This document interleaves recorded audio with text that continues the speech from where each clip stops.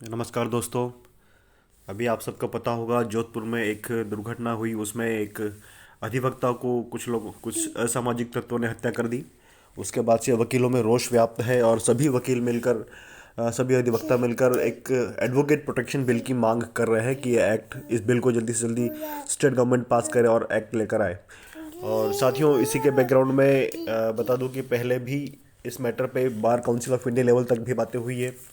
और 2021 में 7 मेंबर्स की कमेटी थी बार काउंसिल की। उन्होंने एक ड्राफ्ट बिल बनाया था कि उसको पार्लियामेंट पास करे, ताकि वकीलों की not only social security but उनकी वायलेंस से भी प्रोटेक्शन हो सके।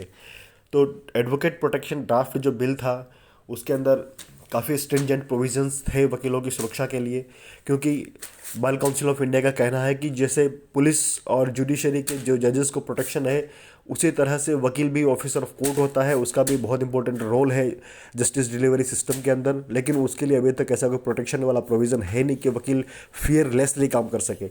इसलिए इन सब बातों को मद्देनजर उन्होंने एक ड्राफ्ट बिल बनाया था बार काउंसिल ऑफ इंडिया ने। और अब जानते हैं उसमें उस बिल में क्या क्या सेलिएंट प्रोविजंस है, उसको हम संक्षेप में जानेंगे। ये तो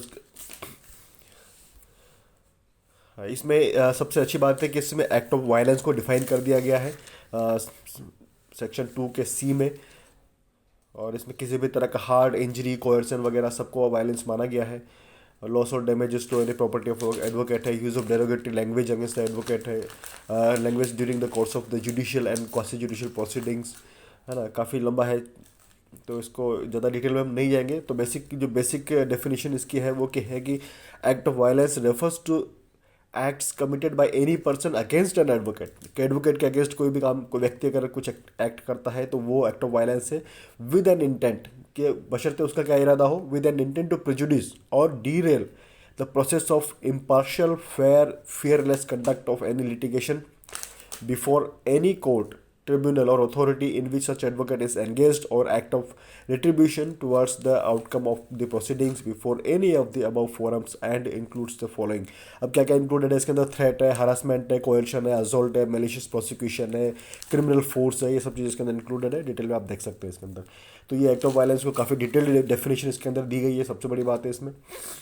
और पनिशमेंट की जहाँ तक बात करें, पनिशमेंट भी है इसमें कि अगर ऐसा कोई एक्ट ऑफ वायलेंस एडवोकेट के अगेंस्ट कोई करता है तो उसको मिनिमम 6 महीने की सज़ा उसको मिलेगी इसके अंदर। और रिपीट ऑफेंस करता है, देखिए मिनिमम 6 महीने की सज़ा तो है ही इसके अंदर, ये है minimum, not less than 6 month की सज़ा मिलेगी, बट विच में एक्सटेंड टू 5 ईयर्स, 5 साल तक भी हो सकती है। और फाइन जो लगेगा वो नॉट लेस देन 50,000, 50,000 से कम नहीं होगा, और 1 लाख रुपए तक का हो सकता है, depending upon the gravity of the offence. लेकिन यही अगर रिपीट ऑफेंस है, अगर कन्विक्टेड आदमी दोबारा ये ऑफेंस करता है तो उस केस में मिनिमम 2 साल का है और अधिकतम 10 साल तक की सज़ा मिल सकती है उसको। और फाइन जो है वो 10 लाख से कम का नहीं होगा, और कितना होगा ये डिपेंड करेगा ऑफेंस की ग्रेविटी के ऊपर। और अगला प्रोविज़न इसमें है कि कंपनसेशन, इसमें सिर्फ पनिशमेंट ही नहीं मिलेगा अभियुक्त को, अब इसमें कंपनसेशन भी उसको एडवोकेट को देना, मतलब the culprit has to pay the compensation to the advocate, ये भी इसमें प्रोविज़न है। कंपनसेशन क्या होगा? एज में be determined by the court.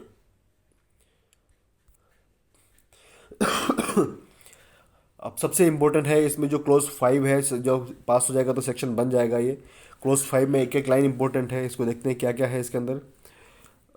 इसके अंदर है, पहली लाइन है, an offence punishable under section 3 shall be cognizable and non bailable offence. तो ये जो बात है कि सेक्शन 3 मतलब जो एक्ट ऑफ वायलेंस अगर एडवोकेट के अगेंस्ट होता है तो ये ऑफेंस कॉग्निजेबल होगा, यानी संज्ञेय अपराध होगा, बिना वारंट के गिरफ्तार किया जा सकता है, और नॉन बेलेबल होगा। इसका पुलिस स्टेशन से जमानत नहीं मिलेगी। नॉन बेलेबल ऑफेंस जो 437 में सीआरपीसी में प्रोविजन है वो लागू होंगे। दूसरा है, any case registered under section 3 shall be investigated by the police officer not below the rank of DSP. और सेक्शन 3 में जो एक्ट ऑफ वायलेंस का इन्वेस्टिगेशन जो है, उसका इन्वेस्टिगेशन कोई नॉर्मल पुलिस ऑफिसर नहीं करेगा, कम से कम डीएसपी लेवल का ऑफिसर उसको इन्वेस्टिगेशन करेगा। और इन्वेस्टिगेशन की बात हो रही है यहाँ पर, shall be completed within the period of 30 days from the date of registration of the first information report. FIR की तारीख से 30 दिन के अंदर अंदर इन्वेस्टिगेशन कंप्लीट करना होगा। No court inferior to the rank of district and session जज shall try any offence under section 3। दोस्तों आपने देखा होगा नॉर्मली ऑफेंस का ट्रायल जो है उसकी अलग अलग होता है, जहाँ कहीं मजिस्ट्रेट ट्राइबल होता है, कहीं सेशन ट्राइबल होता है, अलग अलग होता है उसके अंदर। लेकिन इसमें प्रोविज़न ये प्रपोज्ड है कि जो वकील के अगेंस्ट वायलेंस का जो केस है उसका ट्रायल भी सेशन कोर्ट में ही होगा, उससे नीचे कोर्ट में नहीं होगा। ये बहुत स्ट्रिंजेंट प्रोविजंस है। और देखते हैं मोटे मोटे प्रोविजंस। और इसमें कंपाउंडिंग का भी प्रोविज़न रखा गया है कि जिस वकील के अगेंस्ट अपराध हुआ है अगर वो चाहे तो उसको कंपाउंडिंग भी कर सकता है with the permission of the court. और साथ के साथ पुलिस प्रोटेक्शन के लिए भी इसमें व्यवस्था है कि अगर किसी एडवोकेट को लगता है कि वो उसके ऊपर वायलेंस का खतरा है, उसके ऊपर हिंसा का खतरा है, तो वो हाईकोर्ट की एप्लीकेशन दे सकता है। हाईकोर्ट की एप्लीकेशन देने के बाद हाईकोर्ट को जितने दिन का चाहे उतने दिन का पुलिस प्रोटेक्शन एडवोकेट को दे सकता है।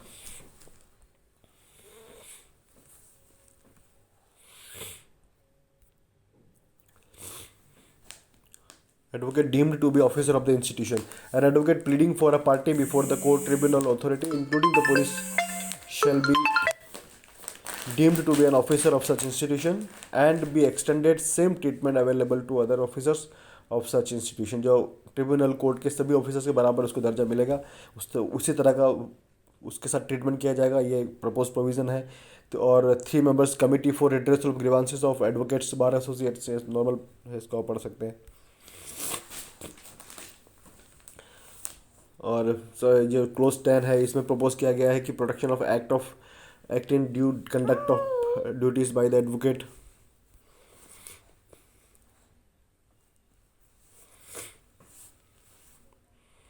Presumption as to coercion in case of public servant obtaining privilege communication from legal practitioner और टू मेक रीच, ये ठीक है, स्टैंडिंग असेंबली बना सकती है इसको। और सोशल सिक्योरिटी का ये प्रोविज़न भी बहुत इंपॉर्टेंट है।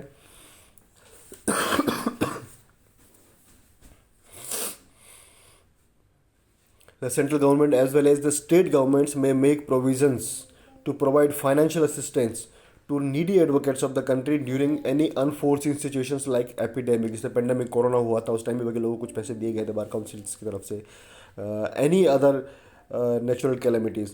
अब मिनिमम ऑफ 15,000 का प्रोविज़न इसमें है। उस टाइम शायद 5,000 रुपये मिले थे, लेकिन इसमें 15,000 का प्रपोज्ड है कि 15,000 ऐसे वकीलों को पर मंथ दिया जाएगा। May be made available in each needy or affected advocate through the local district magistrate district court on the recommendation of the concerned state bar council। Out of the total financial assistance 50% may be borne by the central। जो assistance दे रही है 50% central government bear करे, 50% state government bear करे, इस तरह से। और loan facility की भी कभी इसमें प्रावधान रखा गया है कि if needed the central government में issue appropriate circulars directing the PSUs public sector undertakings and scheduled banks to grant loan to the needy advocates on reasonable rates of interest। और सबसे इम्पोर्टेंट प्रोविजन जो section 16 में है, the provisions of this act and any rule और regulations made thereunder shall have effect notwithstanding anything inconsistent therewith contained in any other law for the time being in force or in any instrument having effect by virtue of any law other than this act. कहने का मतलब सीधी सी बात यह है कि ये act है जो ओवर राइडिंग इफेक्ट होगा किसी और एक्ट से। अगर किसी कोई भी ये बाकी सभी एक्ट के ऊपर प्रिवेल करेगा। अगर कोई एक्ट में कोई ऐसा प्रोविज़न है जो इसके साथ तालमेल में नहीं है तो इस एक्ट के प्रोविज़न उस एक्ट के प्रोविज़न के ऊपर हावी रहेंगे, मतलब इस एक्ट का ओवर राइडिंग इफेक्ट रहेगा। तो दोस्तों ये थे इसके सैलिएंट प्रोविजंस जो एडवोकेट की प्रोटेक्शन और सोशल सिक्योरिटी के लिए एक ड्राफ्ट बिल में बार काउंसिल ऑफ इंडिया ने बनाया था, उसमें है। अब देखते हैं कब पास किया जाता है इसको कहीं। बहुत बहुत धन्यवाद।